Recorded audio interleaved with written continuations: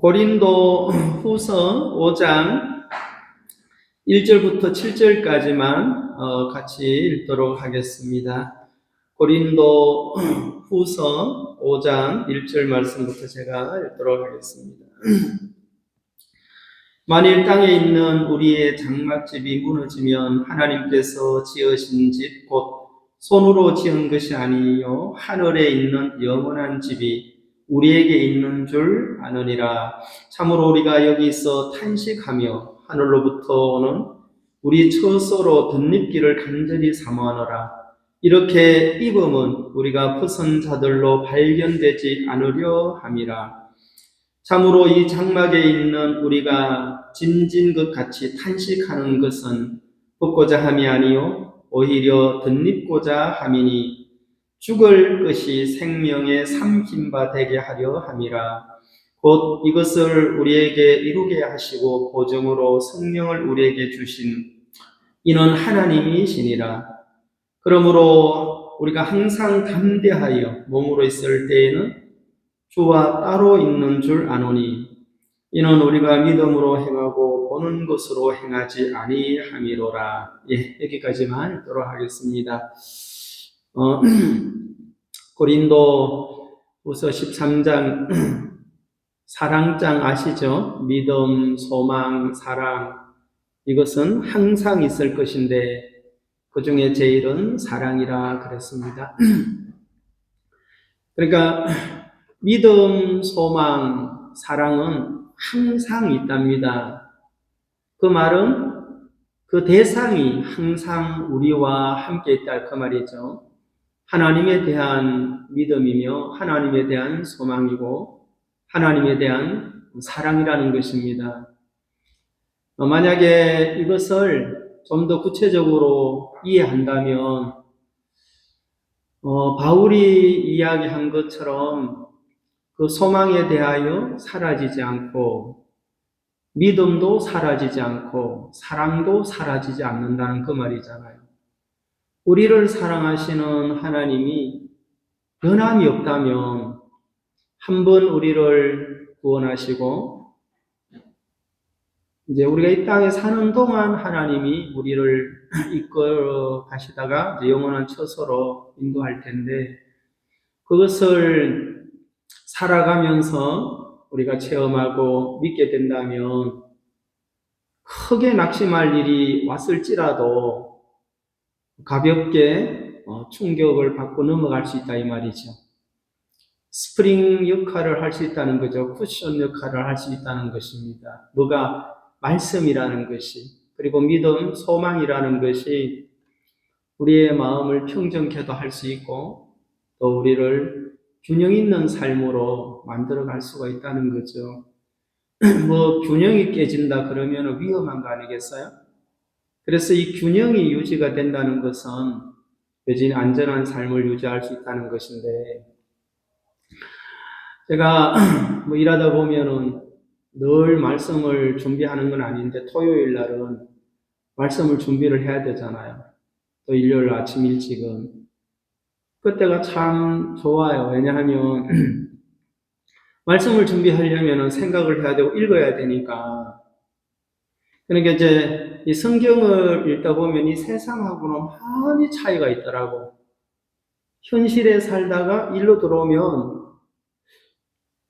이게 이제 거리가 많이 있는 거예요. 응?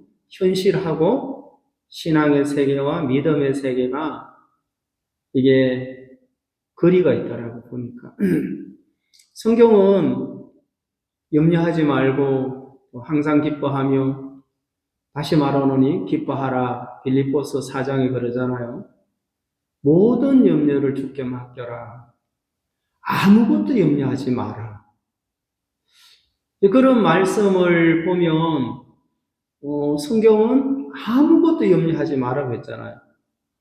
다만 너희 구할 것을 기도와 간구로 하나님께 아뢰라. 그리하면 평강의 주께서 너희 마음을 지키시리라.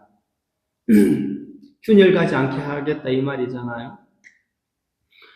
그런데 말씀은 아무것도 염려하지 말라 하는데 살다 보면 염려거리가 생겨요, 안 생겨요? 그러면 이게 차이가 있는 거 아니에요? 말씀이 능력이라면 염려하지 말라면 염려가 안 돼야 되는데 염려가 돼야 안 돼요. 살다 보면은 뭐 부족함도 체험하게 되고 염려거리가 오더라고요.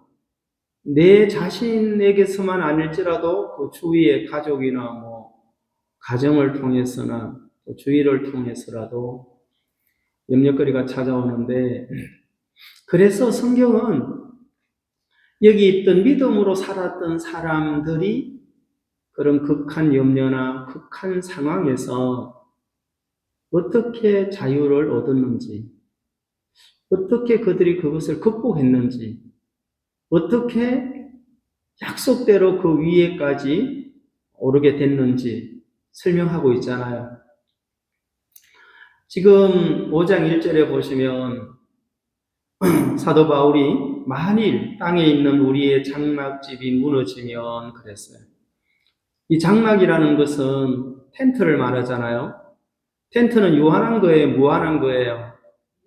잠시 머물다가 이제 철거하고 또 다른 곳을 옮기고 하는데 여기에 장막집이 무너지면 그래서 이 장막집은 우리 육체를 말하고 있는 것입니다. 우리는 지금 육체라는 장막집 안에 살고 있습니다.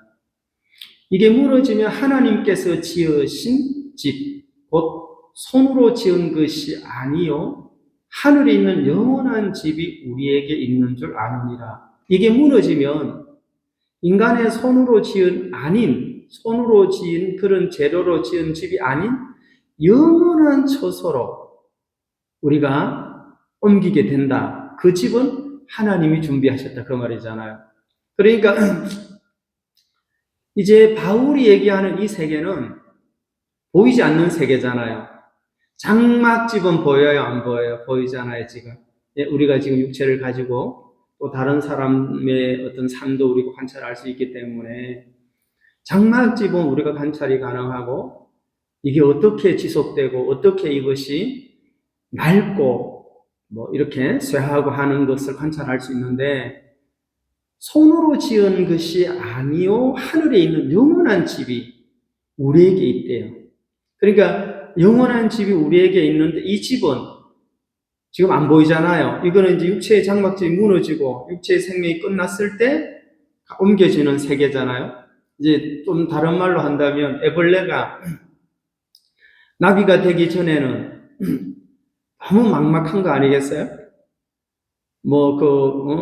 식물학자들이 아니면은 미생물학자들이 곤충학자들이 대화가 안 되겠지만 네가 곤충으로만 또 이렇게 애벌레로만 이렇게 송충이로만 끝나는 게 아니고 이것은 과정이다. 네가 지금 보이지 않는 세계는 나비가 되고 뭐 매미가 되고 나르는 세계인데 지금은 징그럽게 기어다니는 세계에 살지만 이 나르는 세계를 설명한다는 것이 쉽지 않죠. 그러니까 기어다니는 그 어떤 지성으로 나르는 세계의 지식을 받아들이려고 한다면은 이것이 부정이 돼야 된다는 거죠. 그럼 우리도 똑같이 대부분 사람들이 뭐 이게 이 세상 보이는 것이 다지. 그리고 우리가 목숨을 다하는 날 모든 것은 끝이야. 그렇게 주장하는 사람 상당히 많죠. 아닌 사람도 많지만 영원한 세계가 있다. 그래서 이 바울은 지금 오늘 우리에게 보이는 세계와 보이지 않는 세계를 설명하고 있는 거예요. 고린도서 5장에. 예를 들어서 요셉이라는 사람은 잘 아시다시피 11번째 아들로 태어나서 그가 아버지의 사랑을 거의 독차지하고 형들이 부러워하고 시기할 만큼 부러운 그런 삶을 살다가 어느 날 꿈을 꿨죠. 11별이 절을 하고 해와 달이 절을 하고 또 11곡식단이 자기에게 절을 하고 자기 곡식단은 서가 있는데 그 꿈을 자랑하고 난 후에 그는 굉장한 추락하는 인생을 살게 됐잖아요. 시기와 질투를 받고 이집트로 팔려서 노예가 되고 그 다음에 누명을 써서 감옥에 들어가고 그 감옥에서 꿈을 해몽했지만 술 맡은 관원장이 잊어버렸어요. 그러니까 이제 이런 어떤 요셉의 보이는 현실과 보이지 않는 그 꿈, 약속, 이것은 현실로 드러난 게 아니니까 아직까지 이것을 이제 대조한다면, 비교를 한다면 이 약속은 거짓처럼 삶의 증거가 되더라는 거죠. 만약에 하나님이 약속하시고 하나님은 전지전능하신 분이라면 꿈이 성취될 수 있는 과정에 노정을 걸어야 될 거라는 거죠. 근데 이제 반대 현상이 일어나기 때문에 꿈과 완전히 반대 방향으로 요셉은 끌려가는 거잖아요. 이끌려간다 했으니까 창세기 39장에 팔려가고 애굽 상인들에게 끌려서 노예로 팔리고 감옥으로, 그러니까 자기의 의지와 전혀 상관없는 방향으로 흘러가는 거예요. 큰 그림으로 보면 위에 감독자, 설계자가 계시잖아요. 그 설계자가 꿈을 주시고 꿈을 주신 설계자가 요셉을 자기가 설계한 대로 지도하시고 만들어 가시는 일을 하시는데 요셉이 짧게 부분을 자기 생애를 놓고 검증하고 또 비교해서 확정을 짓는다면 믿음에 대하여 배반할 수밖에 없다는 거죠. 그 꿈에 대하여 신뢰성이 떨어진다는 것입니다. 왜냐하면 분명히 해와 달이 절을 하고 11별이 절을 하고 뭐 11곡식단이 절을 하고 자기한테 다 절을 하는 꿈을 꾸었는데 자기가 지금 절을 해야 할 형편이 됐으니까 이집트의 경호 대장한테 절을 하고 그 사모님한테 절을 해야 되고 옥중에 재관 사무를 맡았지만 그거 가서 술 가는 떡 굽는 가는장 국무위원들한테 가서 절을 해야 하니 거꾸로 되는 것처럼 보이잖아요. 그러니까 보이는 현실하고 보이지 않는 하나님의 세계는 굉장한 거리감이 있더라고요. 근데 이 거리감을 어떻게 좁힐 것이냐? 쉬우면서 어렵다. 좁히는 것은 내가 보는 것은 틀렸다. 이것이 믿어지면 되죠. 그래야 안 그래요? 형편은 틀린 거야. 영원하신 그 하나님의 진리가 실제고 그것만이 유일 진리야라고 믿을 때 형편을 이길 수 있는 굉장한 파워가 생기겠죠. 그래서 사람들이 뭐 힘을 기르잖아요. 체력은 국력이다 하고 그리고 막 체력을 하면 건강하면 잔병이 있어도 건강할 때는 감기도 뭐 쉽게 약 먹으면 뭐 7일 안 먹으면 일주일 그러잖아요. 그러니까 원래 이 기본 체력이 있으면 웬만한 병은 뭐 그냥 넘어가죠. 크게 고민 안 하고. 근데 우리가 이게 이제 몸에 균형이 깨지고 이게 몸 에너지가 다 소진되면 어떻게 돼요? 사람이 이제 힘이 없어지잖아요. 그러면 그때는 잔병에도 쉽게 노출이 되잖아요. 그리고 또 영향을 크게 받게 되고.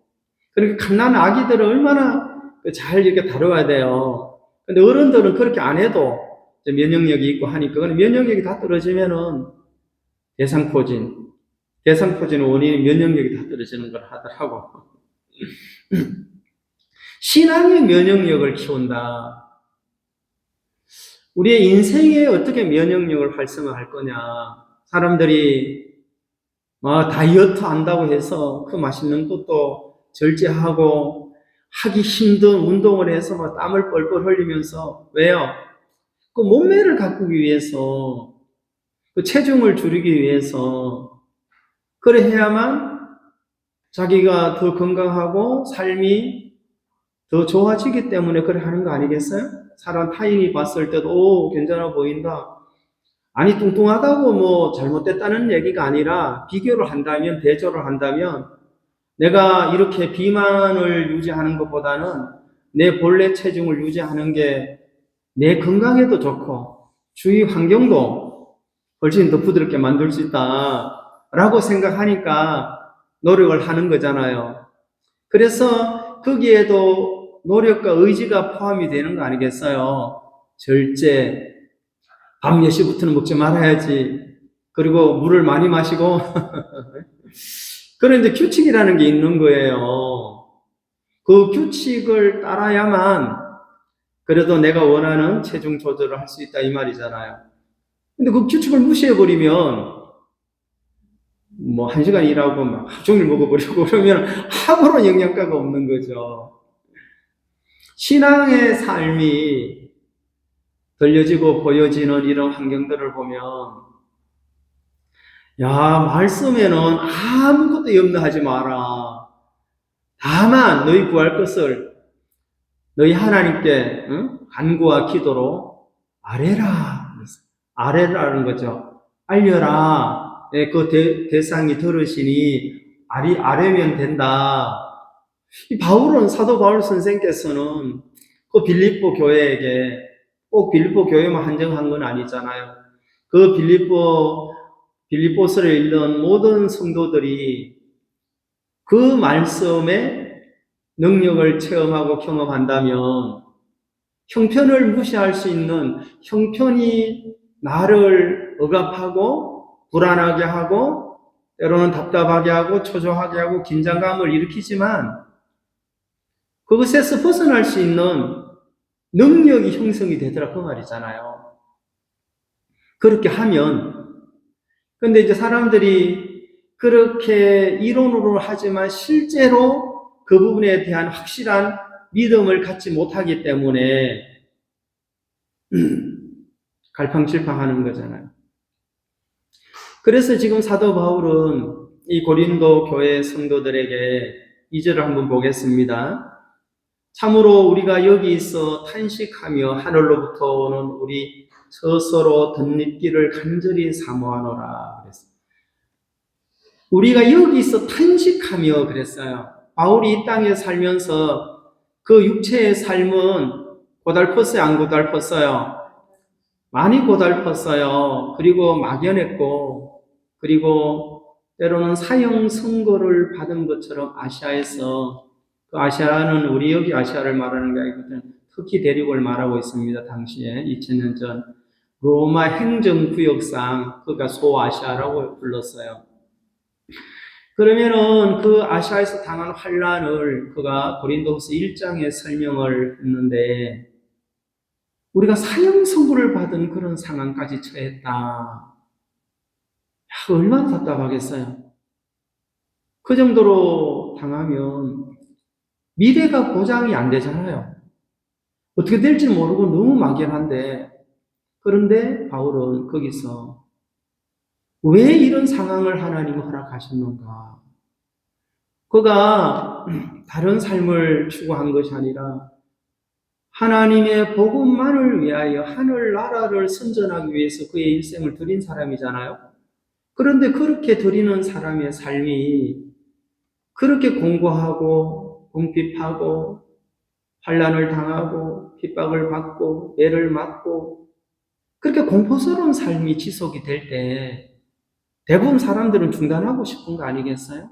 그 정도로 안 가도 중단하고 싶을 판인데 코로나만 와도 중단하는데 그 정도의 극도로 어떤 극한 그 억압을 당하거나 극한 심리적 압박을 받을 때 믿음에 대하여 사람들이 지속할 수 없다는 거잖아요.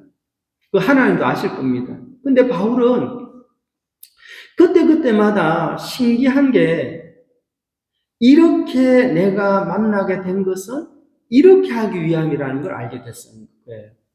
절망하게 한 것이 아니라 죽었다가 살아나신 이만을 믿게 하기 위해서다 하면서, 그러니까 하나님만을 의뢰하기 위하여 의뢰하게 하시려고 나에게 이런 상황들을 만들었다 그 말이잖아요.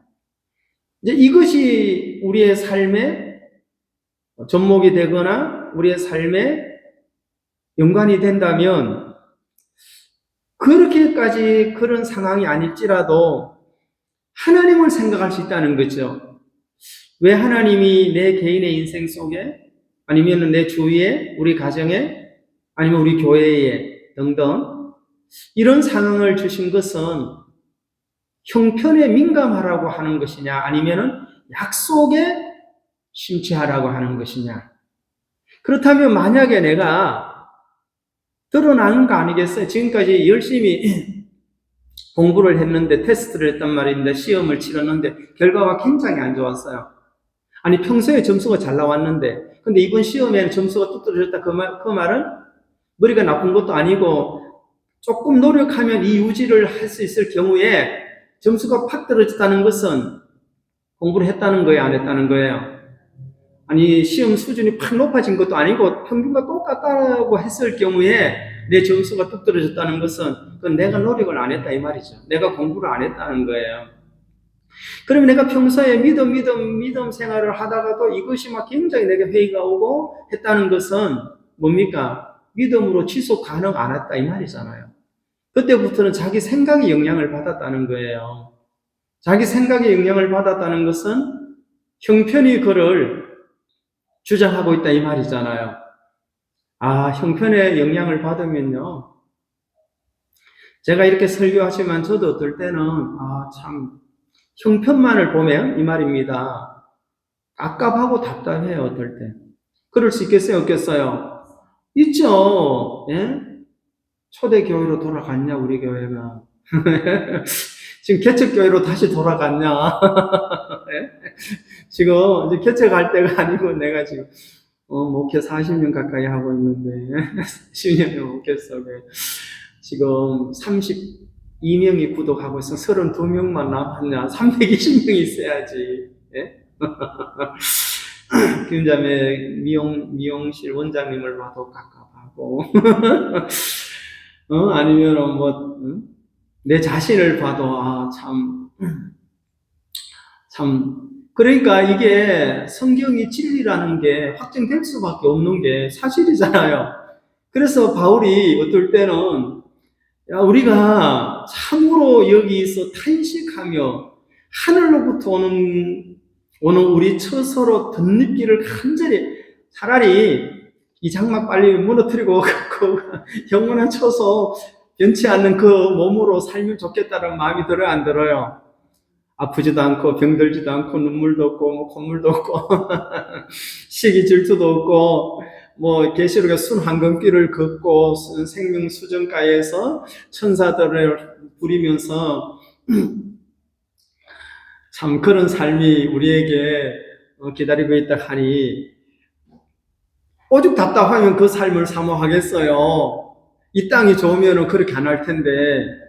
그러니까 여기서 지금 3절 이렇게 입으면 우리가 벗은 자들로 발견되지 않으려 함이라. 이 말은 벗은 자들은 뭡니까? 벗으면 수치가 드러나요? 안 드러나요?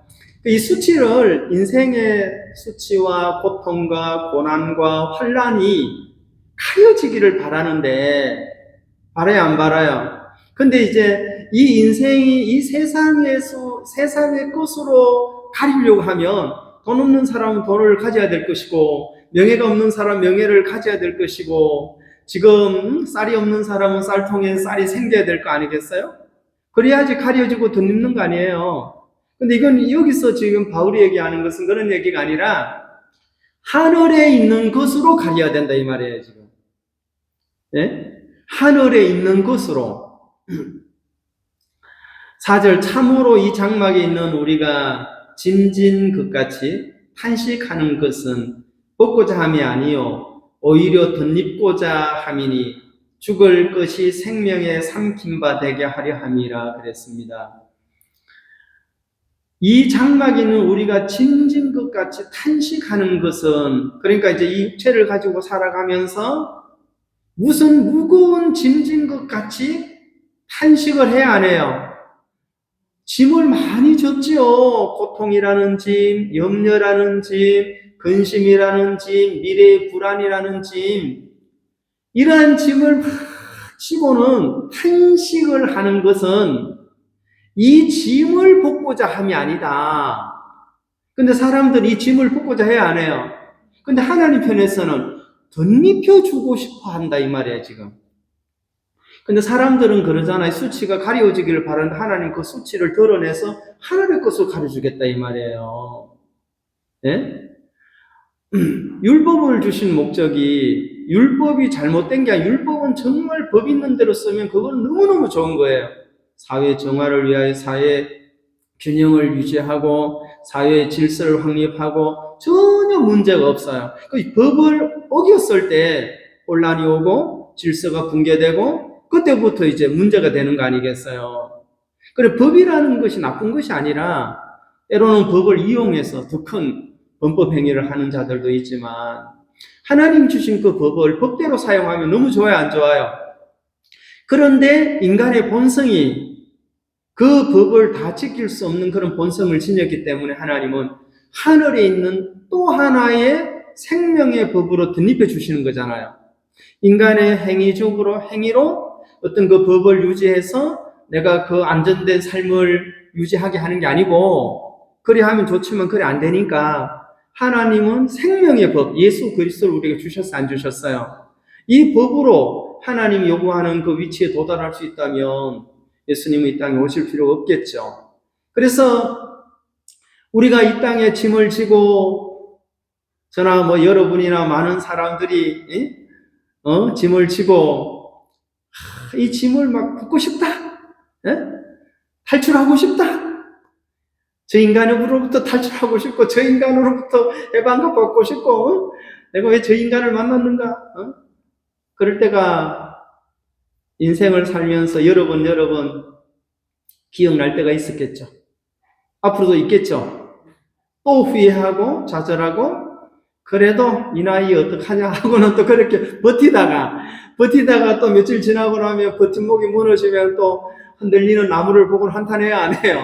또 한탄했다가 또 버텼다가 막 버팀목으로 이렇게 저렇게 조립을 해가지고 막 버텨놨는데 또 강한 바람이 불면 휘청휘청하면 다 무너져요. 그러면은 막 떠나고 싶잖아요. 그게 이제 인간이란 말입니다. 그래서 이걸 지금 벗고자 함이 아니고 덧입고자 함이다. 네가 지금 이런 연약하고 어려운 상황에서 이걸 벗으려고 애를 쓰지만 이걸 벗어서 치료가 되는 게 아니고 덧입혀 주기를 원하는 분이 계신다. 그 말이잖아요. 그러니까 하나님은 하나님의 사랑, 하나님의 구원, 하나님의 은혜, 하나님의 긍휼을 덧입혀 주기를 바라는 거잖아요. 그걸 입어야만 그것으로 치료를 해야만 이 땅에서나 어디서나 우리가 복되게 감사하게 그리고 믿음의 세계에 대하여 우리의 마음이 확장할 수 있기 때문에 그걸 입어야 되는 거예요. 그걸 받을수록 감사를 모르면은 안 되지만 그걸 입고 감사를 안다면 좋아요, 안 좋아요?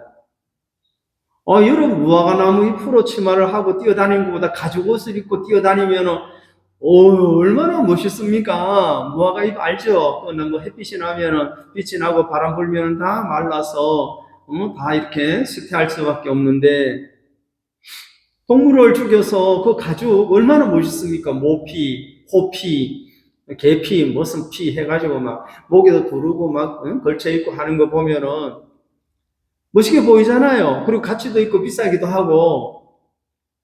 우리 저 식당에도 가면 하나 있더라고. 한 가지가 한 개씩 그 가죽이. 한번 대조를 해보라. 비교를 해봐라. 무화과 잎으로 사는 인생보다는 하나님이 주신 가죽옷을 덧입고 살아가는 삶이 얼마나 좋으냐. 그 말 아니에요? 그런데도 굳이 가죽옷을 벗어버리고 내가 무화과로 치장해서 또 낡으면은 반복하고 낡으면은 반복하는 수고로 살겠다면 어쩔 수 없는 거죠. 그래서 지금 바울은 그랬어요. 4절 참으로 이 장막에 있는 우리가 짐진 것 같이 탄식하는 것은 벗고자 함이 아니요 오히려 덧입고자 함이니 죽을 것이 생명의 삼킴바 되게 하려 함이라. 그렇죠? 자, 육체에 썩어졌고 죽을 것이 어디에? 그리스도의 생명에 정복당하기 위하여 이렇게 됐다 이 말인 거예요. 지금 설계가, 구원의 설계가, 하나님의 설계가 약한 육체를 만든 것이, 약하게 만든 이유가 강한 그리스도의 사랑과 은혜의 구원에 삼킴바 되게 했다 이 말이잖아요. 예? Understand? 예. 영어로 대답해 봐요. 아멘. Understand? Yes, sir. 그래야죠. 예? 그러니까 우리는 뭐라고 생각하는가 하면 이 탄식하는 것이 자꾸 나오면 이것을 막 가리려고만 한다는 거죠. 무엇으로? 또 탄식할 수밖에 없는 도구로서, 기구로서 그런 재료들로 한다는 거예요. 바울은 그것을 알았습니다. 그것으로는 안 돼. 그건 일생 동안 아무리 수고해도 부분적으로, 순간적으로 가리는 것 같고, 순간적으로 자유를 누리는 것 같지만, 그는 금방 깨질 수밖에 없고, 변할 수밖에 없다, 그 말이에요. 그래서, 우리 눈에는 보이지 않지만, 손으로 지은, 인간의 손으로 만들지 않는 하나님이 지으신 것으로 덧입어야만 온전한 구원이 된다. 예? 그러니까 옆에 있는 사람으로 자꾸 구원받으려고 하니까 더 짜증나지. 그래, 안 그래요? 그 자매 왜 안 와? 그 형제님 왜 안 오셔? 그 자매는 어디 간디야? 뭐, 이 좋은 교회를 놔두고, 두고 봐라. 얼마나 가는지 뭐, 등등, 발병 날까, 안 날까? 그거 계산하고 있으면 머리 아파요. 어느 분이, 물론 이제 일을 하다 보면은, 뭐, 화도 나고, 너무 막, 긴장하다가 열도 나서 막 과격한 말을 하길래 그 말은 당신을 해치는 말입니다. 그 말은 당신에게 조금도 유익을 줄 수 없어요. 여러분, 내가 막 폭발하면 내가 힘들어지더라고. 그래, 안 그래, 여러분? 상대방은 없어. 그 앞에서 말도 못해. 상대방은 없는데 뒤통수 대고 욕하면 그 사람은 안 듣죠. 너무 편안해. 안 들리니까 그 사람은, 욕먹을 사람은 아무것도 안 들려요. 가버렸으니. 욕하는 사람은 자기 귀에 다 들려, 안 들려요? 자기 입에서, 뇌에서, 입으로, 귀로 다 듣잖아요. 그럼 결국 누구한테 하는 거예요? 지 자신한테 하는 거죠. 그래서 과격한 것이 자기를 해치는 거예요. 부드러운 것이 자기를 유익하게 한다니까요. 맞아요, 안 맞아요? 맞으면 박수. 한 사람만 30명을 왜 박수로 안 쳐요? 네? 그러니까 사도 바울 선생께서 너무너무 놀라운 이야기를 했어요. 우리는 덧입고자 함이 아니요 생명의 삼킴바 되게 하려 함이라. 이것은 하나님이 그렇게 했다 이 말이에요. 그리스도의 생명에 삼켜져야 되는 거예요. 그래야 구원이 되는 거 아니에요. 예? 그리스도로 말미암아 정복당하는 삶이 세상을 정복하는 사람이다. 하나님에게 정복을 당하는 사람이 하나님 능력 안에서 이 땅에서도 힘있게 삶을 살 수 있다 그 말이잖아요. 5절 곧 이것을 우리에게 이루게 하시고 이렇게 하시고 보정으로 성령을 우리에게 주신 이는 누구라고 했습니까? 이게 하나님이라는 거예요. 그러니까 지금 하나님의 설계가 이렇게 됐는데 무너질 장막집을 고치고 또 새로 꼬매고 새로 다름질하고 그럼 장막이 좀 반듯해 보이죠? 근데 그게 오래 못 간다 이 말이에요. 왜? 설계가 이 장막집은 반드시 무너지고 한 번은 무너지기 전에 영원한 그 처소에 삼키게 하기 위해서 약하게 지어졌는데 약하게 지어진 이걸 보고 탄식하고 있더라 이 말이에요. 사람들이 그러니까 믿음에 대해서 혼돈하더라. 믿음이라는 것은 주권자에게 당하는 거에 내가 먹히는 거예요. 그분의 약속에 정복되고 그분의 계획에 정복이 된다면 너는 범사의 그를 인정하라 하는 말씀이 잠언 3장에 나오죠. 너는 범사의 그를 인정하라. 그리하면 내 길을 지도하시겠다. 범사의 인정이 뭐예요? 하나님을 인정하라는 거예요. 하나님이 나를 이렇게 이끌어가는 것은 나를 만들기 위함이며 나를 부드럽게 하기 위함이고 나를 그리스도에게 순종하게 하기 위함이구나. 그래서 내가 내 자신에게만 순종을 하려고 했던 난데 이런 상황을 만들어서 믿음에 순종이 없구나. 이런 그분한테 믿어야지 순종이 되는 거 아니에요? 믿지 않는데 무슨 순종을 해요? 그러니까 내 삶을 이렇게 하기 위해서는 이런 상황에서 인정을 한다는 것은 하나님에게 순종을 안 하고 있구나 그 말이잖아요. 그러니까 이제 자기 생각에 자기 상황에 영향을 받는 거예요. 그래서 우리는 이걸 막 고치려고 애를 써서 고치면 되지만 안 되니까 덧입으면 거기로부터 오는 뭔가가 있다 이 말이에요. 여러분 구원을 받고 나니까 구원 받으려고 애를 써요 안 써요? 안 써죠. 그것처럼 구원을 받기 전에는 자기가 막 구원을 이뤄보려고 구원을 받아보려고 뭐 이런 방법 저런 방법 많은 방법을 동원해 봤지만 그 구원에 접근이 안 되더라 그 말이죠. 근데 그 구원을 어떻게 받았어요? 이루어진 것을 내가 받아들였다는 거예요. 아멘? 그 구원자를 내가 믿음으로 받아들여서 온전한 완벽한 구원이 이루어지더라 내 삶 속에 그 말이잖아요. 그러니까 지금도 구원을 받고 난 후에는 그럼 우리 육체에 연약함이 없는 아니에요. 별 차이 없어요. 그래서 그때마다 하나님은 우리에게 덧입혀 주고 싶다. 이게 하나님의 설계다 이 말이에요. 근데 자꾸 위로부터 오는 걸 덧입히려고 안 하고 자꾸 이렇게 문제만 바라보고 있다는 거죠. 저도 이런 말씀을 놓고 많은 생각을 하는 거예요. 과연 내가 수를 계산하고 있지 않느냐? 예? 내가 지금 수를 계산하고 있지 않느냐? 질문이 되겠어요? 안 되겠어요? 이렇게 가득 차면은 저는 얼마나 여러분도 좋고, 나도 좋고, 꼭 먹고, 알 먹고, 뭐 그런 말 있죠? 일구, 이득.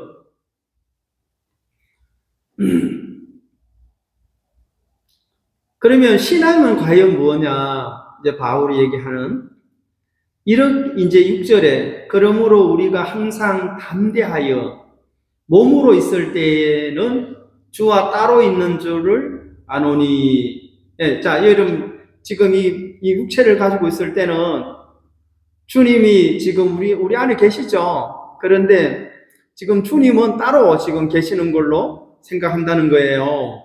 예? 우리가 몸으로 살 때, 근데 이제 바울은 육체를 가졌지만 그는 하나님께 완전히 천국 땅에서 일생을 너무 복되게 사신 분 아니에요. 그렇죠, 여러분? 여러분도, 우리도 그렇게 살고 싶잖아요. 근데 이제 문제는 6절이에요. 아니, 7절이에요. 바울은 이렇게 했는데, 이는 우리가 믿음으로 행하고 그랬어요. 우리가 믿음으로 행하고 보는 것으로 행하지 아니함이로다 그랬습니다. 그러니까 항상 담대하고 항상 우리가 주님과 동행하는 삶이 이루어지려면 믿음으로 행하고 보는 것으로 행하지 말자 이 말이잖아요. 그러니까 여기서 이제 이 말은 보이는 세계와 보이지 않는 세계를 놓고 어디다가 마음을 크게 둘 거냐. 네가 지금 네 눈을 믿으면 보이는 세계가 훨씬 영향을 많이 미칠 것이고 네가 믿음에다가 비중을 두면 보이지 않는 실제의 세계가 네 삶에 더 큰 영향을 미칠 것이다 그 말인 거예요. 그러니까 보이는 세계는 보이지 않는 세계를 바울은 설명하고 있다 이 말입니다. 보이지 않는 세계는 지금 장막을 지고 있는 우리잖아요. 그러니까 영원한 처소잖아요. 그 영원한 처소를 우리 가보지 않았기 때문에 경험이 없기 때문에 말씀만을 통해서 우리가 이렇게 논하고 또 상고하고 또 설교하고 듣고 하는데 그 보이지 않는 그 세계가 원래 존재했다 이 말입니다. 그러니까 그 보이지 않는 세계에 하나님이라는 분이 모든 걸 설계를 하시고 그대로 이루어 가시는 거 아니에요? 그렇잖아요. 믿거나 말거나 그렇게 하고 있는데 우리는 과연 어떻게 이것을 받아들일 것이냐, 어떻게 덧입을 것이냐, 이걸 믿음으로 받아들일 것이냐, 이걸 내 것으로 입을 것이냐 이 말이잖아요. 그럼 만약에 하나님 준비한 것가 있는다면은 내가 보는 이런 형편들, 이런 상황들 많지요. 그 뭐 형편, 상황 이런 것을 우리가 논한다면은 하루하루도 어떤 사람에게는 여러 번 생애를 중단하고 싶은 생각이 일어날 수 있다 이 말이죠. 형편만을 바라본다면, 자기의 질병만을 바라본다면, 자기의 부족함을 바라본다면, 자기의 원함이 이루어지지 않는 것만을 바라본다면 얼마나 그 마음이 힘들겠느냐 그 말입니다. 그래서 사도 바울은 우리가 믿음으로 행하고 그랬어요. 보는 것으로 행하지 아니함이로라. 여러분, 보는 것으로 보면 할 말이 너무너무 많죠. 하루 종일 잔소리를 해야 돼요.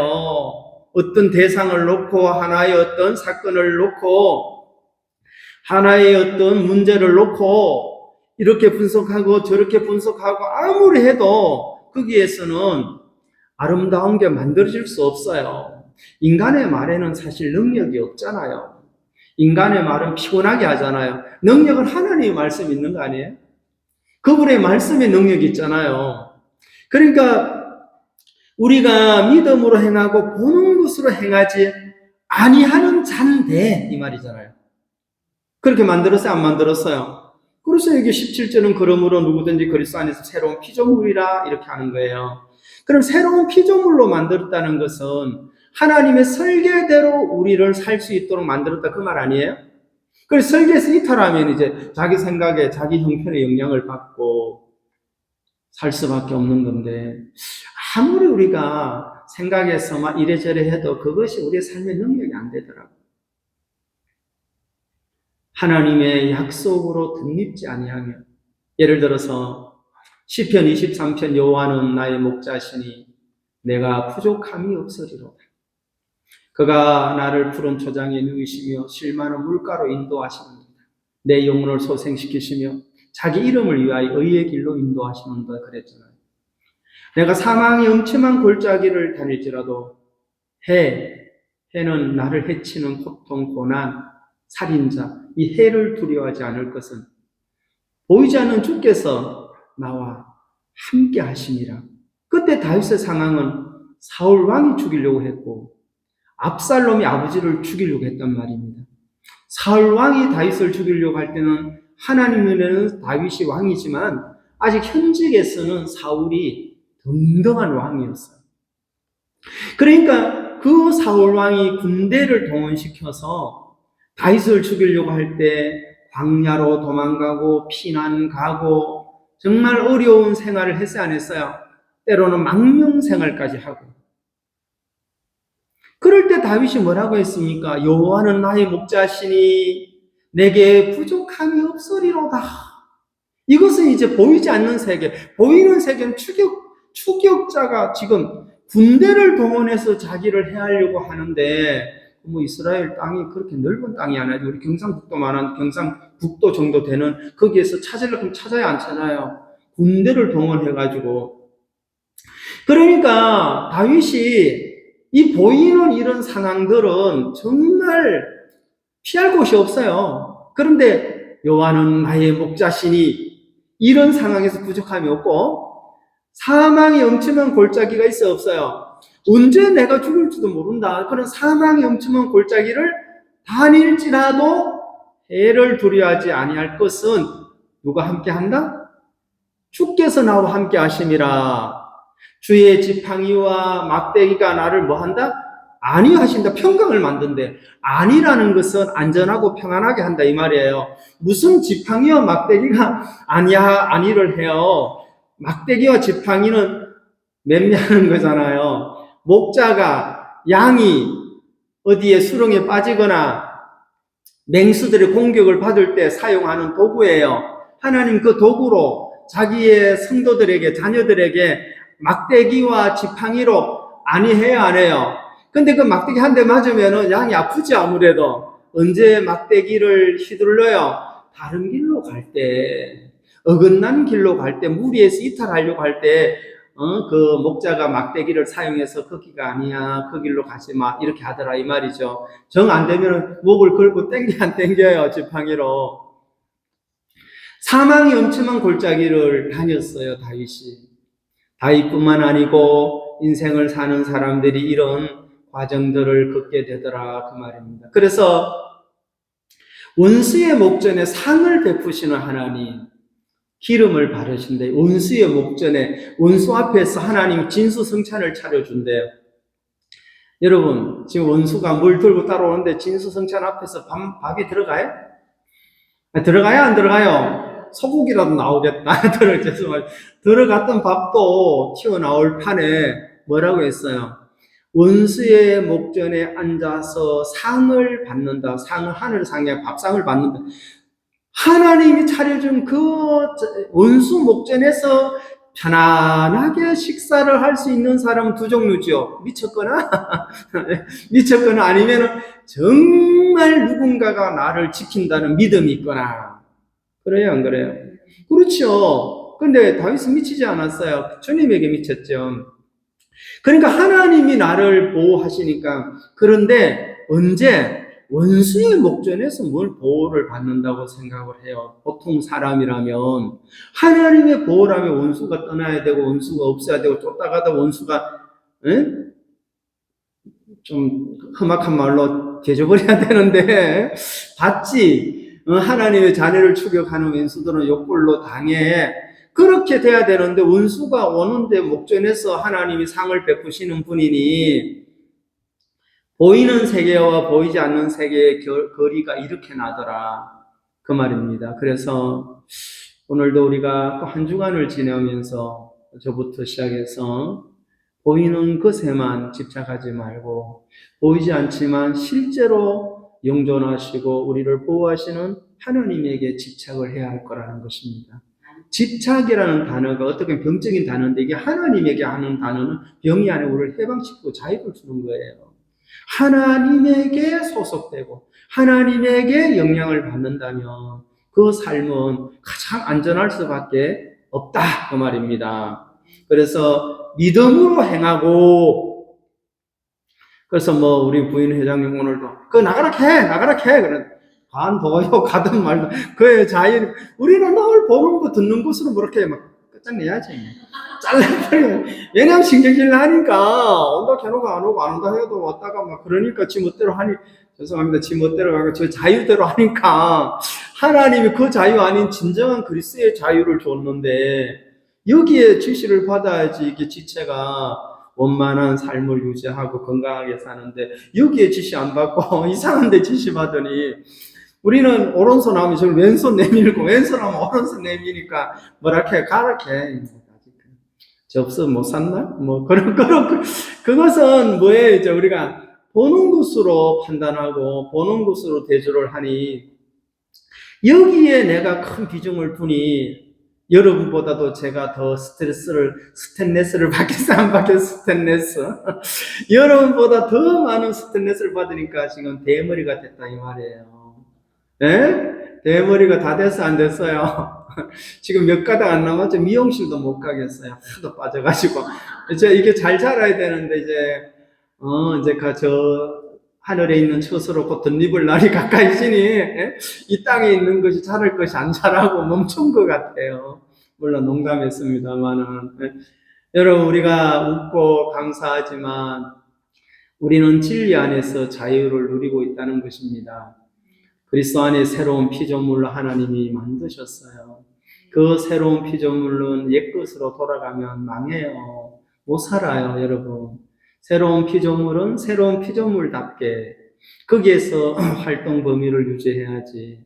새로운 피조물이 옛날로 돌아가 버리면 자기 생각에는 어떨지는 몰라도 절대로 그렇게 할 수 없다, 이 말입니다. 새롭게 지었기 때문에. 그래서 우리는 이것을 믿고 다윗이 또 압살롬 자기 아들에게 쫓겨다니면서 눈물로 정말 누구한테도 얘기할 수 없는 그런 아픔, 그런 상황에서 원수의 목전에서 여호와는 나의 목자신, 그리고 사울 왕이 그를 죽이려고 할 때 여호와는 나의 목자시니, 이것이 정통 믿음이다 그 말입니다.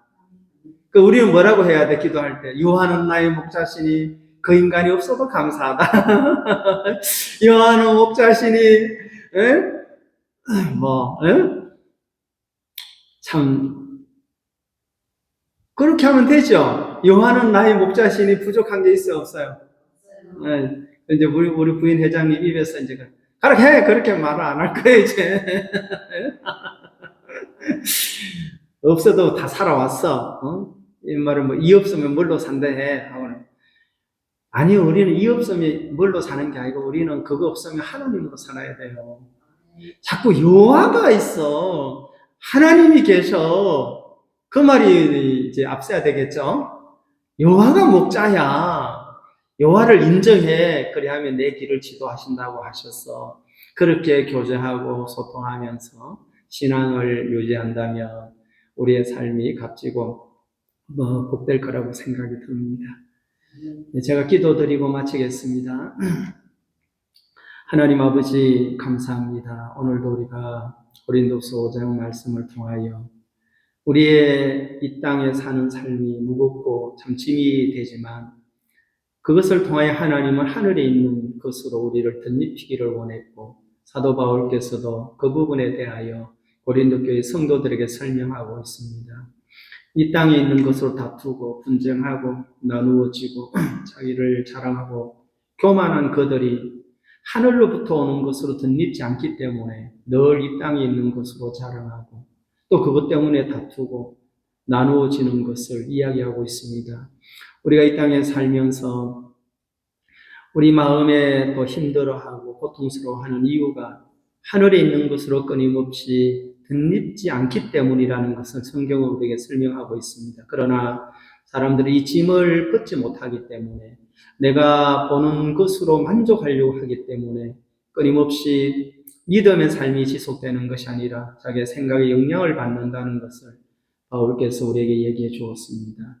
한 주간 또 우리 사랑하는 성도들 교회를 복되게 하시고 우리 모두가 하나님의 말씀에 삼킨 바 되어 이 허탄하고 썩어져갈 육체에게만 기대두지 않고 영원히 새하지 않는 그 하나님의 세계에 우리 걸음걸음이 밝아지고 가벼워지고 옮겨지는 그러한 축복을 하나님 허락해 주시게 되기를 바랍니다. 오늘 이 자리에 함께하지 못한 성도들에게도 동일한 위로와 은혜가 넘쳐나게 되기를 기도합니다. 사랑하는 주님 앞에 이 시간을 감사드리며 예수님의 이름으로 기도드리옵나이다. 아멘. 오늘 마치도록 하겠습니다. 찬송 하나 부르고 마치도록 하겠습니다.